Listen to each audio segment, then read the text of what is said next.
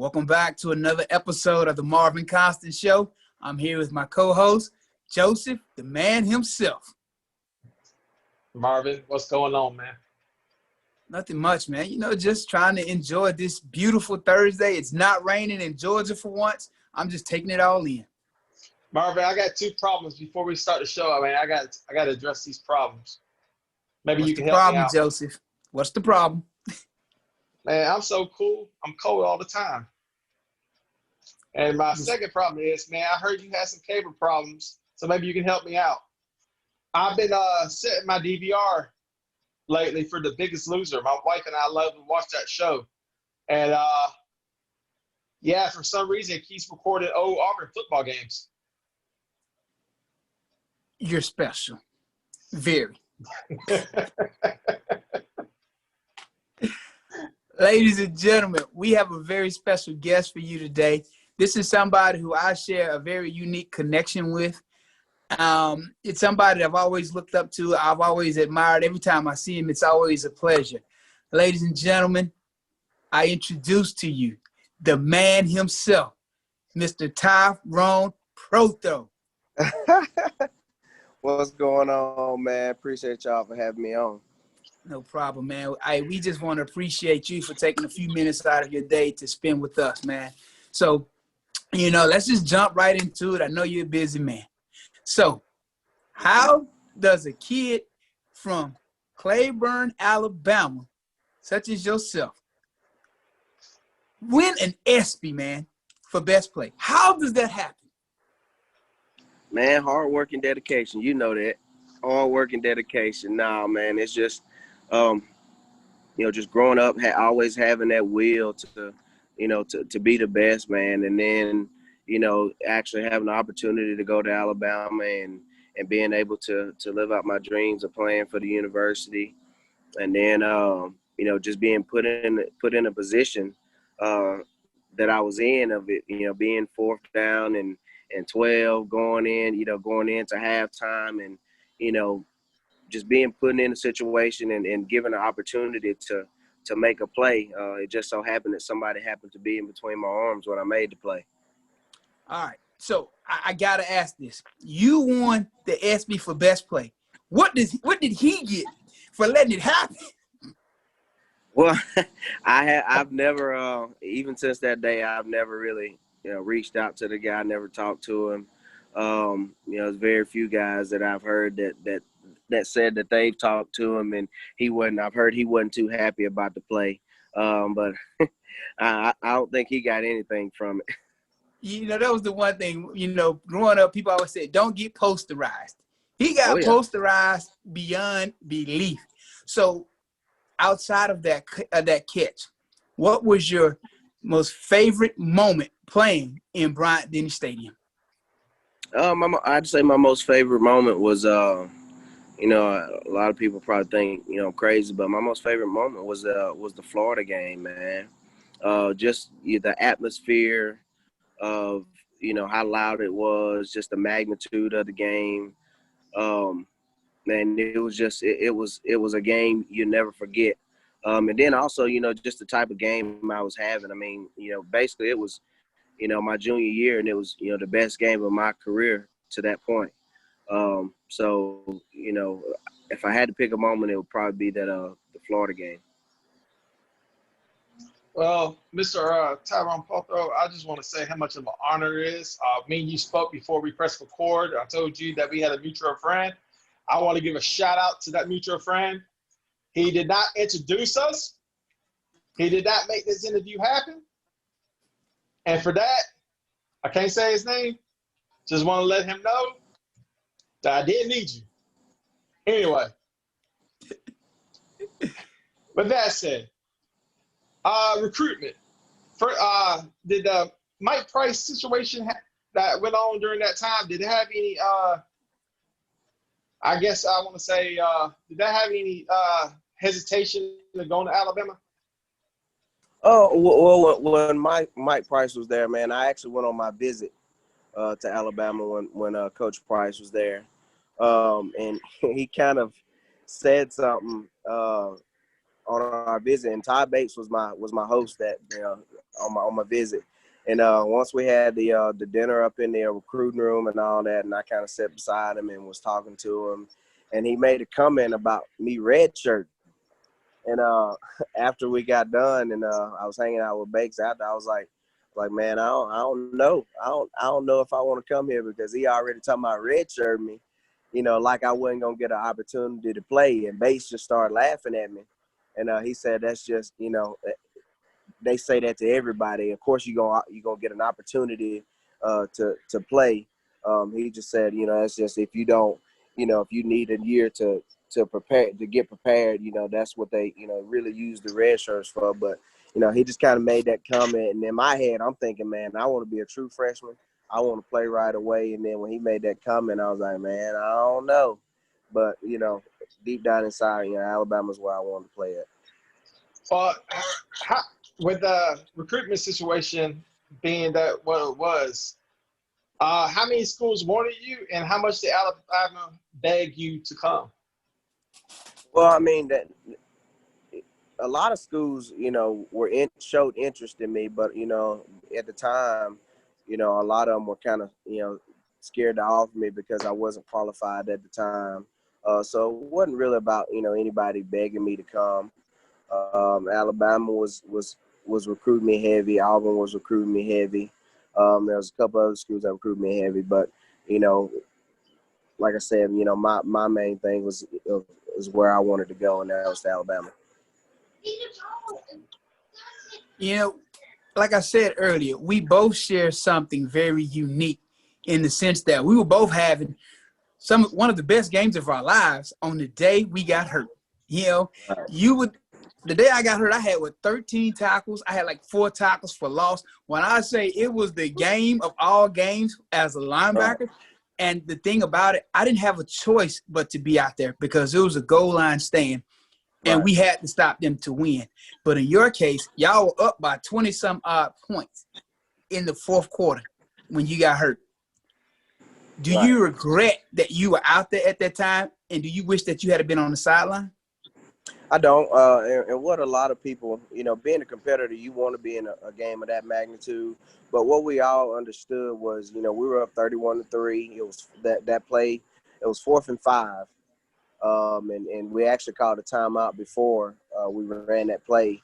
And, we just kind of decided if we were going to kick a field goal or if we were going to go for it. Well, we made the decision to go for it. We had a perfect play call, man. It's just one of those, I had the DB beat by 5 yards, and it's just one of those situations where it happened. It happened on that one play. And what a lot of people don't realize is that was probably our offensive starters' last drive of the game. That was probably our last play of the entire game, and it just so happened to happen on that one play. But nevertheless, I don't regret being out there because, like I said, any kind of competitor wants to be out there in the game of that magnitude. But like I said, that was probably our last drive of the game. When it happened, man, my heart, because it brought back so many memories from my own situation, a few years earlier. It took me somewhere when it happened. I didn't know how to feel about it because I had so many of my own emotions going through my own head at that time. So, after an injury like that, a lot of people don't understand the surgery part, the rehab part.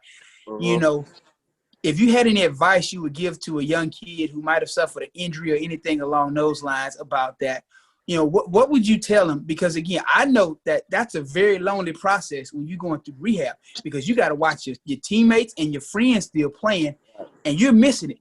It's a lonely process. It is. If I had to tell, if I had to give any kind of advice, man, it's just to get a support group around you that's gonna motivate you on your road back. Because that's it's one thing to feel like you're alone in the process, but when you don't feel like you're alone and you got people in your corner that's motivating you to push back. It helps you along the way. It helps you push through. Of course, you're going to have those days where, you ain't going to feel like doing nothing. You ain't going to want to do nothing. You're going to question God, why me? But, that's one thing that I've learned, you can't question God's will. His will is going to be done. regardless. So, you know, my advice would just be, man, just have your strong support group around you. Just people that are going to be in your corner, people that are going to motivate you. Okay, and people are always asking me, do you know Prothro? What is he doing now? So if you would, what are you doing these days so people will stop asking me? Well, right now I'm going into my third season at Jasper High School. You know, just, you know, coaching and teaching health. You know, just trying to, further my career, you know, with this high school football and, you know, really just trying to better young men, man, not just, you know, with football, but just trying to be a mentor or, a good example for, you know, for young men that are, you know, that are coming up now. So right now, like I said, just trying to influence, young people and at Jasper High School. Well, Tyrone, first of all, before I ask you my two questions, I just want to go ahead and give you my condolences. I know recently your family had a tragedy, and I want to give you my condolences to your family and you about your sister. I know losing a family member is hard, and I do appreciate you coming on the show today. My next question to you is Mike Shula. I think he's an underrated coach. I think what he has done in the NFL is remarkable. It shows you what type of coach he is. I think he's a great coach. And you played under him. And what was your opinion, so forth, about Mike Shula? Well, my opinion, you know, he was a great coach, but he's a better person. Just, you know, things that, you know, that happened while he was here. A lot of people will agree that, you know, they might not agree with what's going on. When you look at now and you see, you know, Coach Saban's there, and, you know, a lot of people, you know, will say, well, look what happened after. But, you know, just being under Coach Shula, man, and learning and just, being, you know, still keeping in contact with him now. He's he's a stand-up guy. You know, he's, you know, he's family to me. Just for, you know, he's always been there. He always calls and texts me and see how my family's going. So, my impression of him is he's a great coach, and he's a better person. I mean, a lot of fans don't remember when you were playing when Mike Shula was head coach. Alabama was going through some difficult times, and I think with all the success that Alabama has had, people forget about those difficult times. Like, everybody just automatically believes that we were just natural champions from forever. No, from the early 2000s all the way to 2009, you know, Alabama had problems. Right. With that said, I like to jump on something that's a little sensitive, the O'Bannon versus NCAA lawsuit. You was a part of it. It was something Real Sports actually did a piece on you. For people that don't know how it affect somebody like me or affect somebody like people who are watching, we basically can't play NCAA football on video games no more. But with that said, you was a big influence in that case. How did that affect your life, and what changes did you see the NCAA make?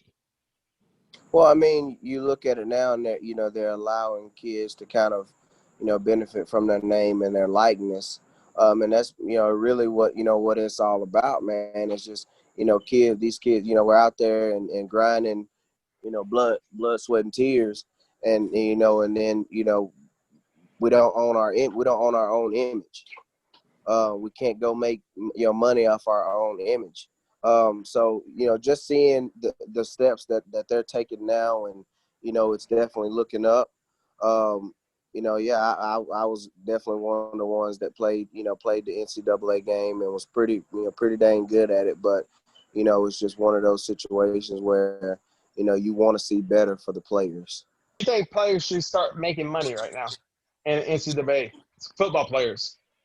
I mean, I think there should definitely be, like I said, they're already starting to put in place where a player can you know, make money off his own likeness, and I think that's a step in the right direction.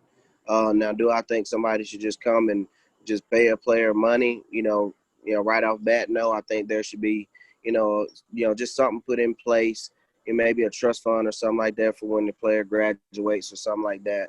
That, you know, there has to be some kind of criteria that you have to meet as far as like your GPA. If you graduate, if you leave early, you don't, you know, just it's something that they can do to kind of help the player once they graduate. Well, to piggyback on what you just said, Pro. But first of all, on NCAA, I was all 90s, 95 or better. Ooh, that boy was out. All right, but that wasn't me. I was 84. But to piggyback on what you said, you know, people always make the justification that you getting a scholarship, you get this housing, these books, X, Y, Z. And I always tell people, there's people there on math scholarships, there's people there on other types of scholarships, but nobody's going to watch anybody paying money to watch somebody solve math problems. They're paying money to watch football. Football is what's generating the revenue. Football is what pays for most sports on college campuses. Again, nobody's showing up to watch somebody read an article that they wrote. So, hey, it's only. Hey, Marvin. Yeah. If it makes you feel better, I pay a lot of money. But, you know, at the end of the day, it makes sense, you know, and like Pro said, I've always been a believer that there should be some type of trust fund set up for these guys so that when they leave school, they can go buy them a house, they can go buy them a car, and just put them just that much ahead of everybody else. Because, again, yeah, you get a scholarship, but nobody's paying to watch anybody solve math problems. It's not happening. Right. Yeah. So, you know, we're going to wrap this up. So I know you're busy, man. I got one last thing for you. Okay. Can I borrow the ESPY for like a week and just sit it on my mantle? I just want to pose beside it, take a few pictures, you know, get my pose. You know, the crazy thing is I don't even have my own ESPY, man. My brother hijacked it from me, and he ain't gave it back to me in a long time now. So you'd had to get it from him before I do anything with it. You know, that must be a common theme because my brother hijacked a lot of my stuff. A lot of it, man. Like, I'm telling you. You know what he said to me? Well, you played there, so you got the memories. At least I got something. Yeah, I know that's right. No, yeah, he hijacked it from me, man, and he ain't get it back to me. At some point, I'm going to have to go get it back. All right. Well, man, I just want to thank you again for your time, brother. You know, I wish you and your family nothing but the best, nothing but love, man. Hey, I keep y'all in my prayers, man, for your loss and everything else, man. Thank you. And you know, if you ever need anything, I'm a phone call away, brother. I already know. I appreciate it, man. Thank y'all for having me on. No problem, man. I'll talk to you later. All right, we'll see y'all. Bye.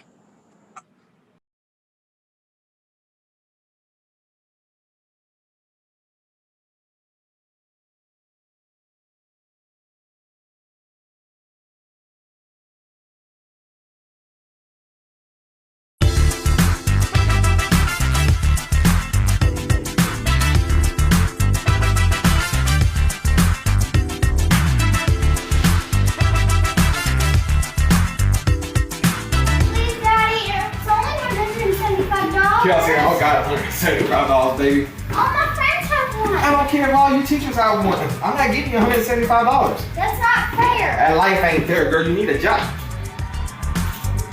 Scott! What, did I fart? Scott, what are you doing on the computer? What? I'm on Carolyn's Treasure Shop Facebook page where you can get real championship belts, championship ring replicas, bracelets, and now smartwatches. And I don't have to sniff anyone's butt to get a good deal. Yeah, Daddy, you should give her your credit card number.